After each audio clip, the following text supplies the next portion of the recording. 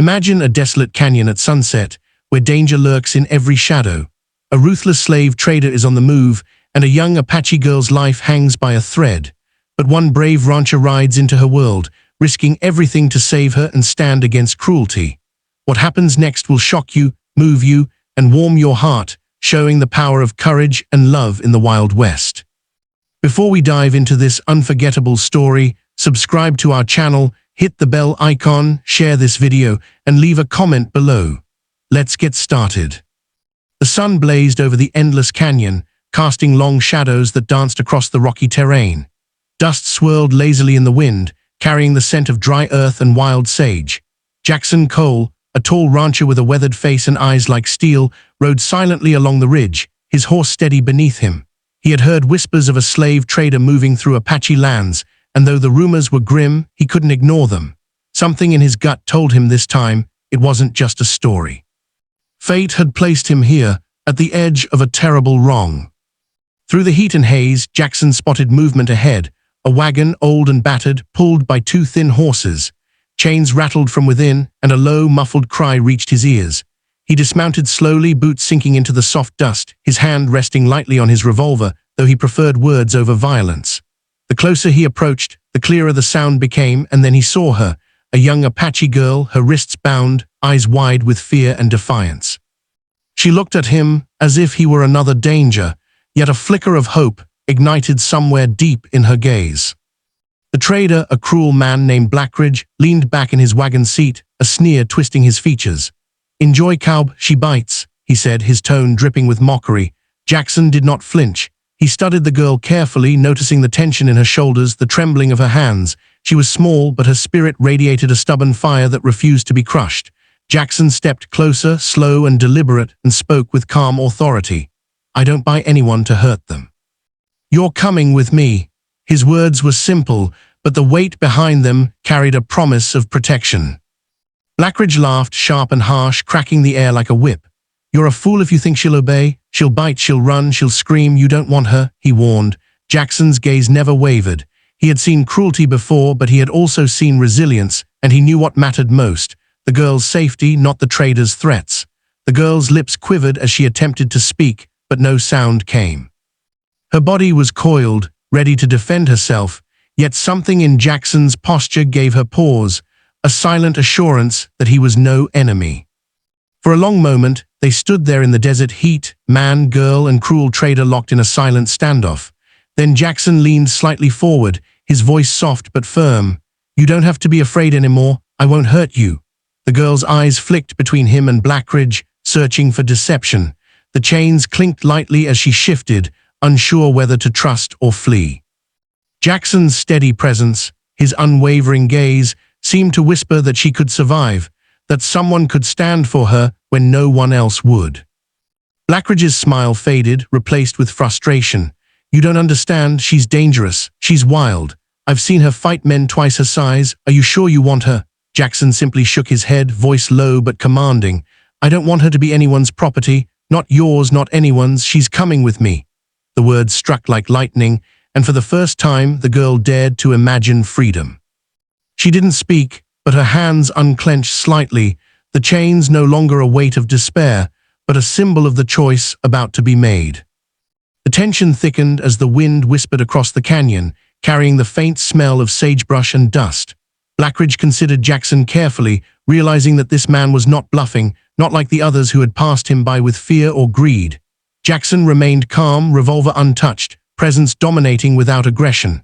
At last, the trader spat into the dirt, muttering curses under his breath. With a dismissive flick of his wrist, he urged his horses onward, leaving Jackson alone with the girl. Silence settled over the canyon, heavy but not oppressive, like the pause before a storm ends. Jackson approached slowly, careful not to frighten her further.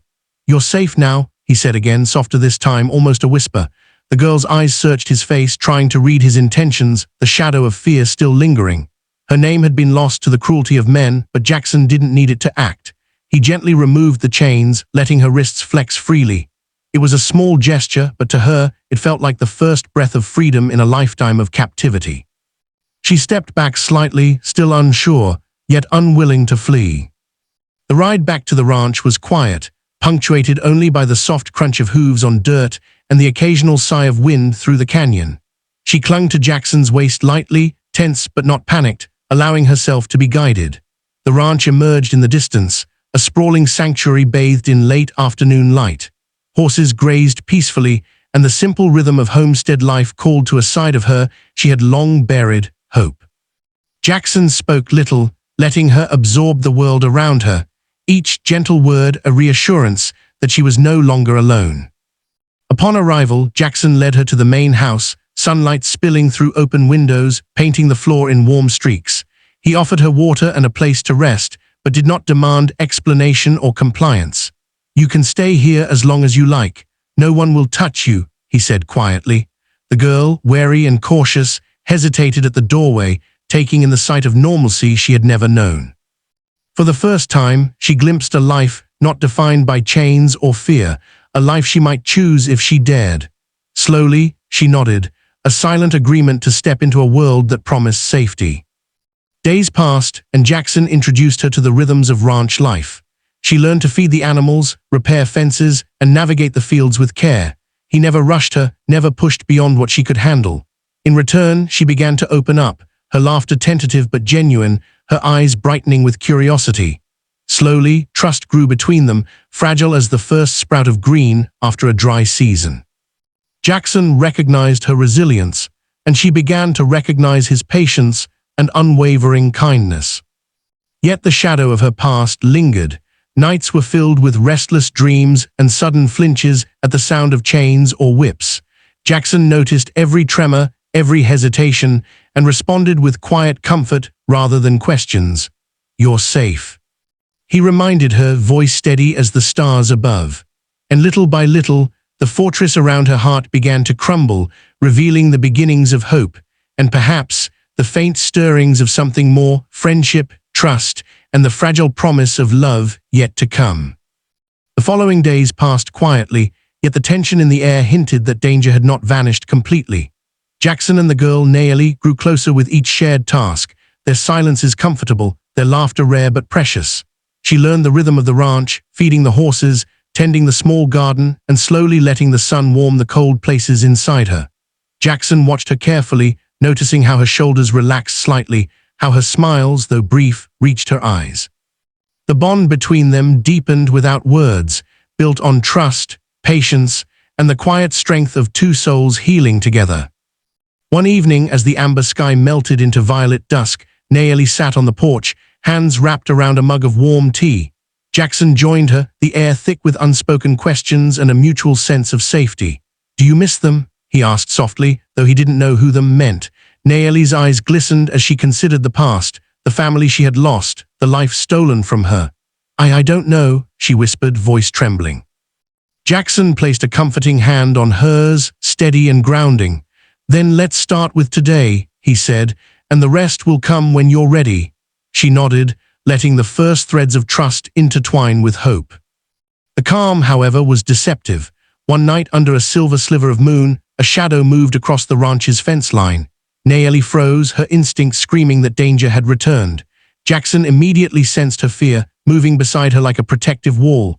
He scanned the perimeter and spotted the familiar silhouette of Blackridge, persistent as ever, lurking in the darkness. Jackson's hand rested on his revolver, but he didn't rush. He needed a plan. Nayeli, tense but determined, stood beside him. The girl who had once been terrified, now finding courage through the trust and protection Jackson offered. Blackridge's approach was aggressive this time.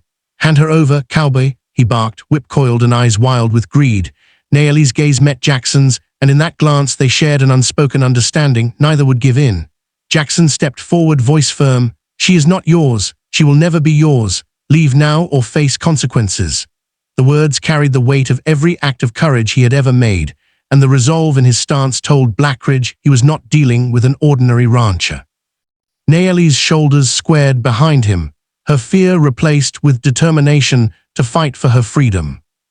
A tense confrontation followed, shadows and dust swirling as Blackridge lunged, whip cracking through the air. Jackson's reflexes were sharp, blocking and deflecting, protecting Nayeli with every move. Nayeli, too, found a spark of bravery she had long thought buried, using her agility and wit to evade the trader's attacks. The fight was chaotic but measured, a deadly dance of desperation, courage, and trust. Finally, realizing he was outmatched and that his prey would not be taken, Blackridge fled into the night, his curses echoing behind him. The ranch, though shaken, remained intact, and for Nayeli, the victory was a defining moment of reclaiming power over her own life. In the aftermath, Jackson and Nayeli worked together to repair the damage, but the silence between them was more telling than words. Each glance and small gesture deepened their bond. Nayeli's hands brushed against his as she passed tools, her smiles becoming more frequent, her laughter returning with a gentle warmth. Jackson, who had once been stoic and guarded, began to allow himself the rare softness, the quiet acknowledgement that love could grow even in the harsh landscape of the Wild West. Their relationship evolved naturally, a slow but undeniable connection that was as much about respect as it was about growing affection. Weeks turned into months, and the ranch became a sanctuary not just for Nayeli, but for Jackson as well. He found himself admiring her strength, her resilience, and the way her eyes lit up with curiosity about the world around her. She, in turn, saw the quiet honor in his actions, the way he treated every living thing with care, and the way his presence offered safety without ever being overbearing. Their bond deepened with shared routines, gentle conversations, and moments of unspoken understanding. The past, though never fully gone, began to feel like a distant shadow, unable to touch the life they were building together. One golden afternoon, as the sun dipped low and the horizon glowed, Nayeli finally spoke about the past, recounting stories of her family and the life she had lost. Jackson listened quietly, offering comfort without judgment, allowing her the space to release the grief she had carried for so long. When her story ended, she looked at him with tearful eyes, gratitude and something more flickering in her gaze. Jackson's response was simple yet profound, a gentle smile and a hand reaching for hers, holding it firmly as if to say, "I am here always."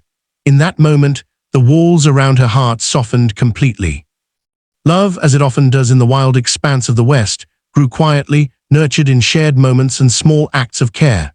One evening, after a long day tending cattle and repairing fences, Nayeli rested against Jackson's shoulder on the porch, the sky painted in shades of fire. "Thank you," she whispered, voice low but filled with emotion. Jackson tipped his hat back, smiling softly. "No thanks needed. You've earned everything here, including my respect," he said. That respect was mutual, unspoken, but deeply felt, and it cemented the trust and affection that had blossomed over months of shared struggle and triumph. The ranch, once a place of solitude, now held laughter, warmth, and the beginnings of a future built together. Nayeli learned the subtle art of living free, tending to animals, riding horses, and sharing in the chores that made ranch life both hard and rewarding. Jackson, in turn, allowed himself to be vulnerable in ways he had never imagined, finding solace in companionship and love. They were partners, equals, and slowly inseparable. And in the vast, untamed landscape of the West, their hearts found a home that neither chains nor fear could ever take away. As the seasons shifted, the story of Jackson and Nayeli became one of quiet legend among the ranchers and nearby towns, not for their heroics alone, but for the bond they shared, a love born from courage, trust, and the will to protect one another. Nayeli, once a frightened captive, now stood tall and confident, her laughter echoing across the fields, a symbol of resilience and newfound freedom. Jackson, steadfast and honorable, had proven that love could thrive even in the harshest circumstances, and that a life could be built on compassion as much as strength. On a clear evening, as the first stars glittered above the horizon, Nayeli leaned against Jackson, her head resting lightly on his chest.